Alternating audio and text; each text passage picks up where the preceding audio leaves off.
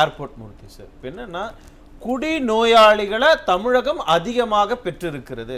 Actually என்னன்னா இந்த டாஸ்மாகை கொண்டு வந்ததுக்கான மிக முக்கியமான நோக்கம் என்னன்னா கள்ள சாராயங்களை ஒழிக்கணும், கள்ள சாராய மரணத்தை ஒழிக்கணும் அப்படிங்கிறதுக்கு தான் அதை கொண்டு வந்தாங்க. அதோடைய நோக்கம் எல்லாமே நமக்கு கடந்த காலங்கள் என்ன நடந்ததுன்னு தெரியும். ஆனால் எதிர்கட்சியாக இருக்கும்போது டாஸ்மாகை மூடியே தீர்வோம் அப்படின்னு போராட்டம் பண்ணிட்டு ஆளுங்கட்சியாக வந்ததுக்கு பிறகு இருக்கிறவங்களெல்லாம் குடிநோயாளிகளாக மாத்துறது அப்படிங்கிறது என்ன மாதிரியான ஆட்சி நிர்வாகம்னு எடுத்துக்கிறது?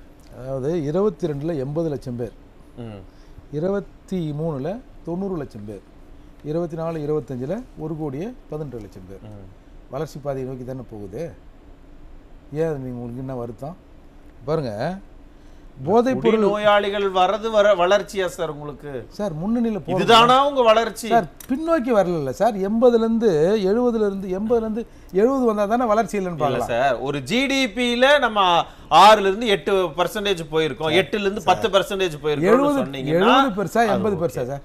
இல்ல உயர்கல்வியில வந்து நம்ம 49ல் இருக்கிறோம், 52க்கு போனோம், 55 60 அப்படின்னா அக்செப்ட் பண்ணிக்கலாம். 70 பெருசா 80 பெருசா? ஒரே கேள்வி சார். அதுக்குன்னு எதுலன்னு இருக்குல்ல சார். இப்போ பாருங்க, போதைப் பொருள் விற்பனை செய்யும் குற்றவாளிகளை தனிப்பட்ட குற்றவாளியாக கருத முடியாது. சமுதாயத்தை கெடுக்கக்கூடிய குற்றவாளிகள், சமூகத்தில் தீராத பெரும் நோயை பரப்பக்கூடியவர்கள். அரசு அவர்கள் மீது கடுமையான நடவடிக்கை எடுக்க இந்த அரசு எந்த தயக்கமும் காட்டாது. சரிதானே சார்? போதையில் மனப்பிரச்சனை, சட்ட பிரச்சனை அதிகமாக இருக்கும். போதை பற்றி மருத்துவரிடம் கேட்டபோது பீதியே ஏற்பட்டது எனக்கு. யாருக்கா? நம்ம முதல்வருக்கு. போதை என்னென்ன பண்ணோம், அதோட ரியாக்ஷன் என்ன அப்படின்னு கேட்டபோது அவர் பீதி அடைஞ்சிட்டாராம். முதல்ல மூளை செயல்பாடுகள் குறைகிறது, மந்தம் ஏற்படுகிறது, செல்ஃப் கண்ட்ரோல் குறைகிறது, மனநிலை பாதிக்கப்படுகிறது, இயல்பான பழக்க வழக்கங்கள் மாறுகிறது, இதயம் நுரையீரல் பாதிப்பு, பக்கவாதம் வருது, கேன்சர் வருது. ஒரு முதலமைச்சர் விழிப்புணர்வை ஏற்படுத்துறதுக்காக பேசியிருக்கிறார், நியாயம் தானே? இதை காசு கொடுத்து வாங்கலாமா? அதான் பாருங்க, இது காசு கொடுத்து வாங்கலாமா? ஒட்டு மொத்தமாக சிதைத்து கொள்ளாதீர், போதையோடு கை குளிக்காதீர், வாழ்க்கையை கை நழுவி போய்விடும். இது யார் சொல்றது? ஏன் சார் முதலமைச்சர் அவருடைய கடமை செஞ்சிருக்கிறாரு. ஒரு முதலமைச்சரா அப்பாவின் ஸ்தானத்திலிருந்து நான் சொல்றேன் அப்படின்னு அவர் வீடியோ சொன்னது தானே. அப்போ தமிழ்நாட்டை சேர்ந்த 86,000 ஆண்கள், 22,000 பெண்கள் கஞ்சா பயன்படுத்துவதாகவும், நீங்க டாஸ்மார்க் போதையிலேருந்து எடுத்துட்டீங்க போல இருக்குல்ல. சரி, நான் கஞ்சாவுக்கு வரேன். அப்போ 1,71,000 ஆண்கள், 6,000 பெண்கள் ஓபியம் பயன்படுத்துவதாகவும், 1,92,000 ஆண்கள், 10,000 பெண்கள் மயக்கம் தரும் மாத்திரைகளை பயன்படுத்துகிறார்கள். 7,000 ஆண்கள், 1,000 பெண்கள். இதெல்லாம் புள்ளி விவரம் சார். அதைத்தான் அவங்க இதெல்லாம் பயன்படுத்துறதால இதை ஒழிக்கணும். கஞ்சா வேட்டை 2.0 3.0 எல்லாம் நடத்துனாங்க. அதுதான் சார் இந்த மாதிரி புள்ளி வரும் அதில் சார். தற்போது இந்த புள்ளி வரும் தான் நீங்கள் சொல்ல விட மாட்டீங்க. சரி, ஓகே, அடுத்து வரேன். தமிழ்நாட்டில் போதைப்பொருள் நடமாட்டம் நாளுக்கு நாள் அதிகரித்து வருகிறது. பாராளுமன்ற மக்களவையில் 2023 டிசம்பர் மாதத்தில் தெரிவிக்கப்பட்ட தகவல். தமிழ்நாட்டில் 2020ஆம் ஆண்டில் 4 கிலோ ஓபியம், 2,98,678 கிலோ கஞ்சா கைப்பற்றப்பட்டது 2020. 2021 1 கிலோ அதிகமாக 21 கிலோ ஓபியம், 1,824 கிலோ கஞ்சா கைப்பற்றப்பட்டது எனவும், 2022 21 கிலோ ஓபியம், 27. எல்லாமே அரசு நடவடிக்கை எடுத்ததால தானே கிடைக்குது. கண்டுபிடிச்சிருக்காங்க. வருடங்கள் எப்படி கூடிக்கொண்டே போகிறது, பிடிபடுவது கூடிக்கொண்டே போகுதுன்னா யூஸ் பண்றவங்களோட எண்ணிக்கையும் கூடிக்கொண்டே போகும். முதலமைச்சர்கிட்ட இதை பத்தி கேட்டா அங்கொன்றும் இங்கொன்றும் ஏதாவது இது போல நடக்குது, அதையெல்லாம் நீங்க ஏன் இவ்வளவு பெருசுபடுத்துறாங்க, எதிர்கட்சி அரசியல் செய்யறாங்கன்னு சொல்றாரு. 2020 543 வழக்குகளும் 21 குறைஞ்சிருந்தா பரவாயில்ல சார். 20லிருந்து எப்படி ஜம்ப் ஆகுது பாருங்க. 6,852 வழக்குகள் சார். 22ஆம் ஆண்டுல 10,035 பிடிச்சிருக்காங்கன்னு நீங்க எடுத்துக்கிறாங்க. அவர் அதைத்தான் சொல்லுவாரு. பிடிச்சிருக்காங்கன்னா இப்போ சாதாரணமாக ஒரு 10% பிடிபடுதுன்னு வச்சுங்க, 90% உபயோகப்படுத்தப்பட்டிருக்கும். அதுக்கு நீங்கள் என்ன சொல்ல வரீங்க? ஒன்றும் இல்லை, நீங்கள் சமூக கல்விக்கான நிறுவனம்னு ஒரு நிறுவனம் சார்.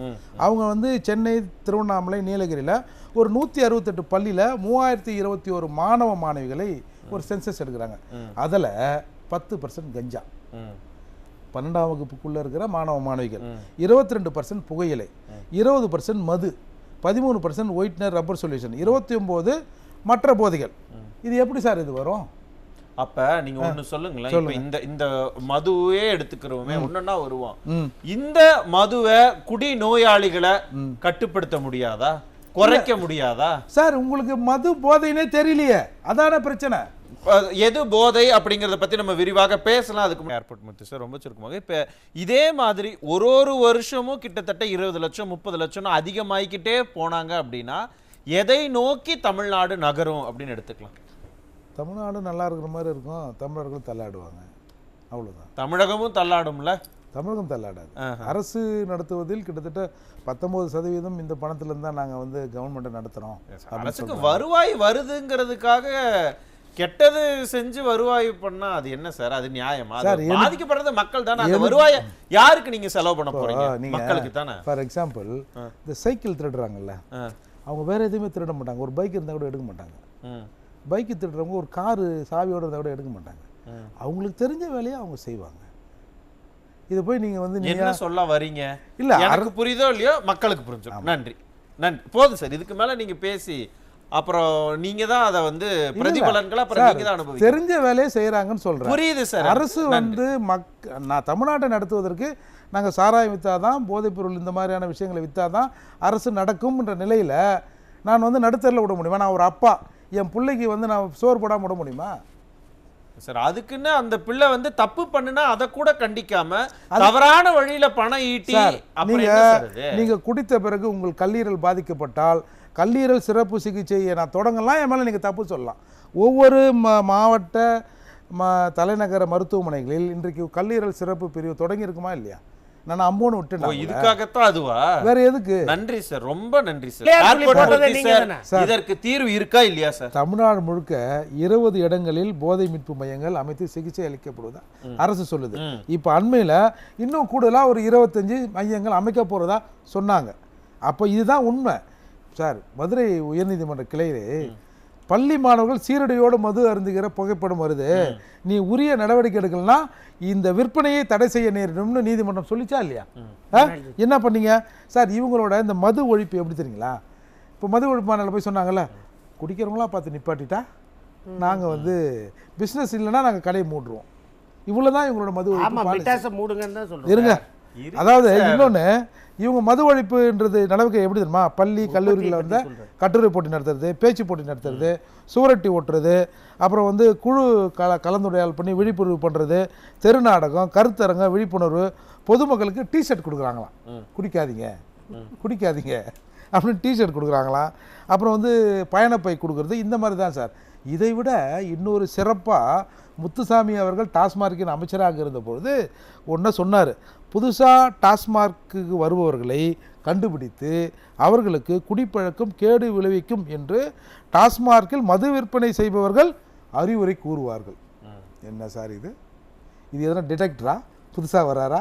இவர் வந்து ரெகுலராக வராரா அப்படின்னு ஏதாவது இருக்கா? அப்போ இவங்களுக்கு இதில் ஒரு நேரிய பார்வைங்கிறது இல்லை. இவங்களோட எண்ணம் இதே வியாபாரத்தை பெருக்கி நம்ம தள்ளாடாமல் இருக்கணும், நிப்பாட்ட கூடாதுங்கிறதா அவங்களுடைய எண்ணம். ஆமாம்.